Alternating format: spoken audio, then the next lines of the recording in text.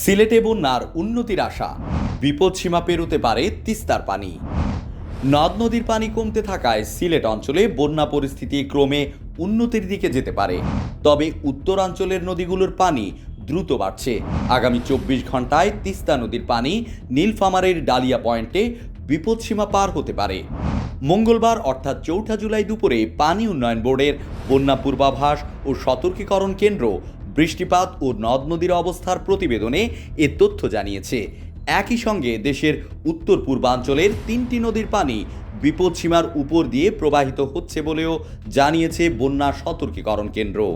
টানা বৃষ্টি ও উজান থেকে নেমে আসা পাহাড়ি ঢলে সুনামগঞ্জের সুরমা, জাদুকাটা, কুশিয়ারা ও রক্তি নদীর পানি বেড়ে বন্যা পরিস্থিতির সৃষ্টি করেছে। সুনামগঞ্জ সদর, ছাতক, তাহিরপুর, দোয়ারাবাজার, বিশম্বরপুর, মধ্যনগর সহ 6 উপজেলার নিম্নাঞ্চল প্রবাহিত হয়েছে। তলিয়ে গেছে রাস্তাঘাট, ঘরবাড়ি, পানিবন্দী হয়ে পড়েছেন এসব এলাকার 5 লাখের বেশি মানুষ। নদ নদীর পানি বেড়ে বন্যার সৃষ্টি হয়েছে নেত্রকোনাতেও। বন্যা পূর্বাভাস ও সতর্কীকরণ কেন্দ্রের সহকারী প্রকৌশলী পার্থপ্রতিম বড়ুয়া জানান, ব্রহ্মপুত্র, যমুনা ও গঙ্গা পদ্মা নদ নদীর পানি বাড়ছে, যা আগামী 24 ঘন্টা পর্যন্ত অব্যাহত থাকতে পারে। দেশের উত্তর পূর্বাঞ্চলের এসব প্রধান নদ নদীর পানি কমছে জানিয়ে তিনি বলেন, পানি কমার এ ধারা আগামী 24 ঘন্টা পর্যন্ত অব্যাহত থাকতে পারে।